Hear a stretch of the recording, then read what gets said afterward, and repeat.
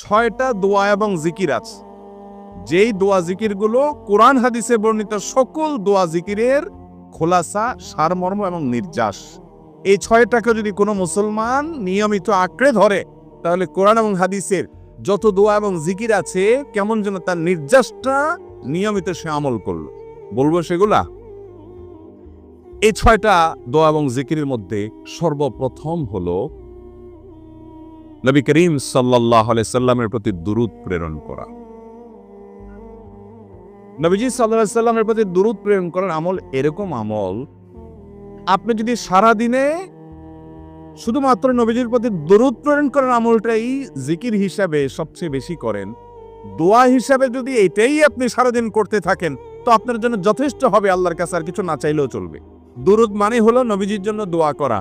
ভাই, আল্লাহ তার হাবিবকে রহম করবেন, আপনার আমার দোয়ার দিকে আল্লাহর তাকানোর কোনো ঠেকা আছে?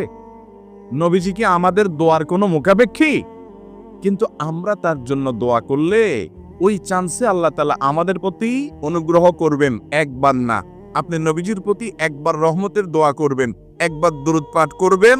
মান সাল্লা আলাইয়া মাররাতান সাল্লাল্লাহু আলাইহি আশারা। নবীজি সাল্লাল্লাহু আলাইহি সাল্লাম বলেছেন, একবার আমার জন্য তোমরা দোয়া করলে, আমার প্রতি দুরূদ পাঠ করলে, আল্লাহ তাআলা তোমাদের জীবনে 10 বার 10 জায়গায় 10 টাইমস তোমাদের উপরে আল্লাহ তাআলা অনুগ্রহ করবে।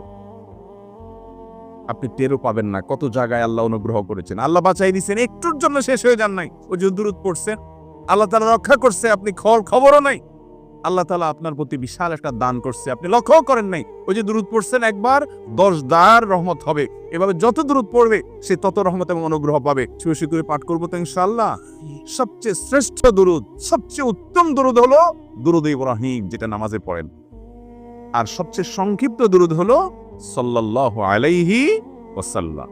এছাড়া নবীজির প্রতি দোয়ামূলক যে কোনো দুরূদই আল্লাহর কাছে গ্রহণযোগ্য হতে পারে, যদি দরুদের অর্থের মধ্যে, কথা মনের মধ্যে খারাপ কিছু না থাকে। 6টা দোয়া হলো কোরআন হাদিসের শত শত সহস্র দোয়ার নির্যাস এবং খোলাসা। তার 1 নম্বর হলো দুরূদের আমল।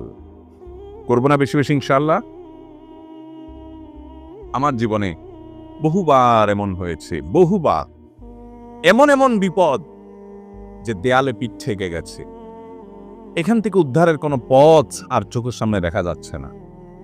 আমি এই আমলটি, এর পাশাপাশি ইস্তেগফারের আমল, যেটা 2 নম্বরে বলবো আমি, এই 2টি আমল কন্টিনিউয়াসলি করে গেছি, হরদম প্রতি নিঃশ্বাসে নিঃশ্বাসে, বাস টয়লেটের টাইম বাদে বাকি ফুল টাইম এটা দুরূদ এবং ইস্তেগফার অব্যাহত রাখছি। আল্লাহ তাআলা এমন ভাবে অলৌকিক ভাবে উদ্ধার করেছেন যে আমার কল্পনায়ও আসে না যে এখান থেকে এভাবে হেল্প হতে পারে। ভাইরা আমার অভিজ্ঞতার 2 পয়সার কোনো মূল্য নাই। আমার অভিজ্ঞতা কি আসতো না আসতো, এটাতে কিছু আসা যায় নাই। রাহমাতুল লিল আলামিন আল্লাহর রাসূল, আল্লাহর নবী ওয়াদা করেছেন যে আপনার পেরেশানি দূর হবেই হবে ইনশাআল্লাহ। অতএব দুরূদের আমল বেশি বেশি করব না ইনশাআল্লাহ। নাম্বার 2, ইস্তেগফার। এটাও বেশি বেশি করতে হবে, কারণ ইস্তেগফার সম্পর্কে কোন হাদিসের ভাষ্যের মধ্যে মান লাজিমাল ইস্তেগফার ভাষ্য এসেছে, অর্থাৎ যে ব্যক্তি ইস্তেগফারকে আঁকড়ে ধরবে, এটাকে কন্টিনিউয়াসলি করবে, ইস্তেগফার কখনো ছাড়বে না, সবসময় তার মধ্যে ইস্তেগফার অব্যাহত থাকবে, ওই ব্যক্তিকে আল্লাহ রাব্বুল আলামিন বিভিন্ন পেরেশানি থেকে সারপ্রাইজড হওয়ার মতো এমন পথ বের করে দিবে যে সে চিন্তাও করে নাই। তার পেরেশানি থেকে মুক্তির পথ আল্লাহ তাআলা দেখায় দিবে। ইস্তেগফার কিভাবে করবেন ভাই? ইস্তেগফার এমন একটা আমল, এটা ছাড়া তো আমাদের উপায় নাই ভাই। ইস্তেগফার আমাদের দুনিয়ার পেরেশানি দূর করবে, আখিরাতের পেরেশানি দূর করবে। রুটি রুজি নাই, চাকরি নাই, ইনকাম নাই, ব্যবসা খারাপ যাচ্ছে, পেরেশানি হচ্ছে, ইস্তেগফার ধরো, কি হবে? 1 নম্বর লাভ হলো আল্লাহ মাফ করে দিবেন গুনাহ। ইউরসিলিস সামা আলাইকুম মিদরারা, যাতে ফসল ভালো হয়, রিজিক ভালো হয়, সে ব্যবস্থা আল্লাহ করবেন। ওয়ায়ুমদিদুকুম বিআমওয়ালিন ওয়া বানিন, ছেলে মেয়ে হয় না অথবা ভালো ছেলে মেয়ে নাই, আল্লাহ তাআলা নেক সন্তান দিয়ে তোমাকে শক্তিশালী করবেন, সম্পদ দিয়ে শক্তিশালী করবেন। ওয়াজআল লাকুম জান্নাতি ওয়াজআল লাকুম আনহারা, আল্লাহ তাআলা প্রসবন দিবেন, ফসল দিবেন, বরকত দিবেন রুজিতে। কিসের মাধ্যমে? ইস্তেগফার। ভাইরা আমার, ইস্তেগফার সকল সমস্যার সমাধান। ইস্তেগফারের ভিতরে সবচেয়ে শ্রেষ্ঠ ইস্তেগফার হলো সাইয়্যিদুল ইস্তেগফার। সাইয়্যিদুল ইস্তেগফারটা যদি মুখস্থ না পারেন, অন্তত লিখিত ভার্সনটা পড়েন, সাইয়্যিদুল ইস্তিগফারের যে অর্থ, এটার যে মর্ম বড় হৃদয়গ্রাহী ভাই, বড় মর্মস্পর্শী। ইমানদার এটার অর্থের দিকে তাকায় যদি পড়ে তো তার অন্তর না গলে পারে না। ভাইরা আমার, অর্থের দিকে লক্ষ্য করে মর্মটা বুঝে বুঝে একটু সাইয়্যিদুল ইস্তিগফার পড়েন। লেখা দেখে দেখে পড়েন, ইউটিউব থেকে দেখে দেখে পড়েন, কিন্তু পড়েন।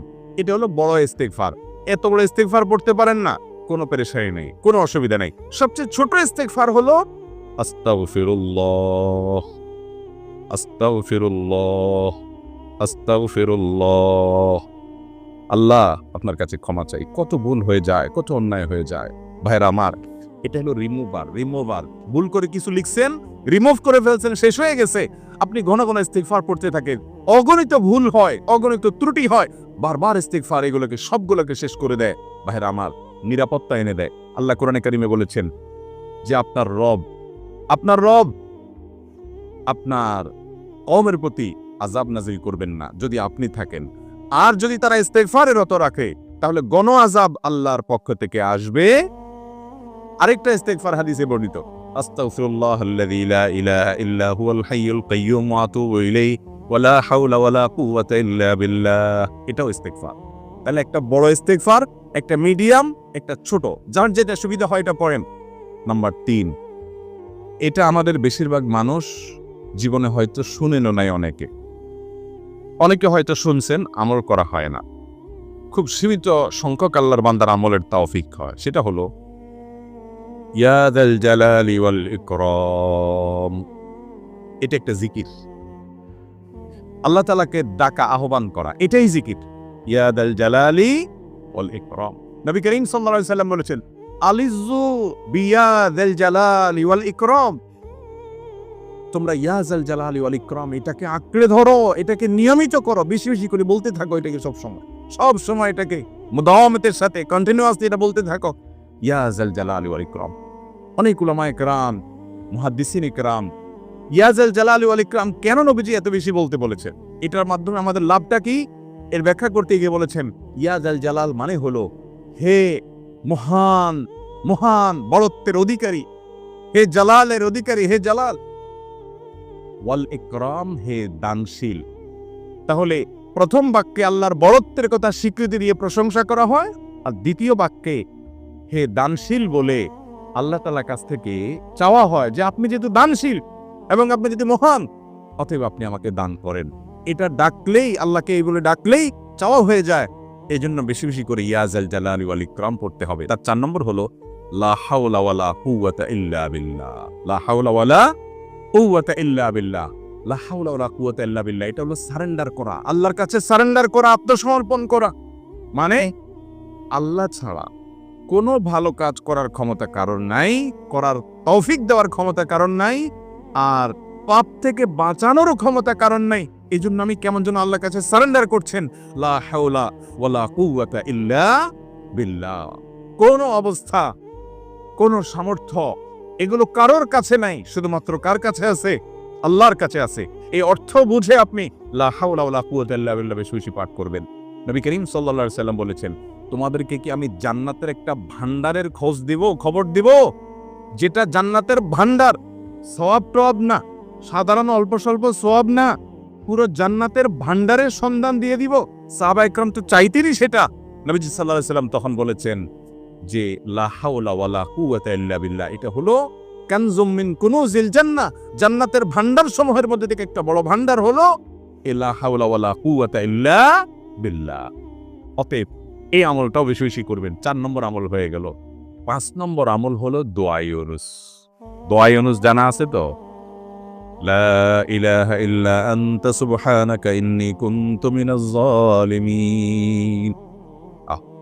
ভাইরা আমার, অর্থের দিকে তাকায়া মাঝে মধ্যে মোবাইল টোবাইল সব ফালাই রেখে একটু আল্লাহর সাথে কথা বলবেন, আল্লাহর সাথে একটু কানেক্টেড হওয়ার চেষ্টা করবেন, আল্লাহর সাথে একটু সংযুক্ত হওয়ার চেষ্টা করবেন।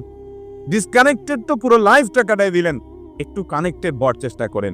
প্রতিদিন কিছু সময় বসে একটু জিকির করেন, চলতে ফিরতে একটু আল্লাহকে সময় দেন।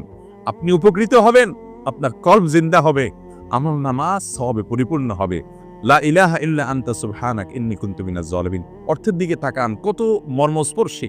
লা ইলাহা ইল্লা আনতা, আল্লাহ আপনি ছাড়া কোনো সত্যিকারের মাহবুদ নাই, উপাস্য নাই। সুবহানাক, আপনি পবিত্র, আমি আপনার পবিত্রতা জ্ঞাপন করছি। ইন্নী কুনতু মিনাজ জালিমিন, তবে আমি সেসব মানুষদের অন্তর্ভুক্ত যারা নিজের প্রতি নিজে জুলুম করেছে, অবিচার করেছে, অন্যায় করে আমার নিজের পায়ে নিজে কুড়াল মেরেছি বহু।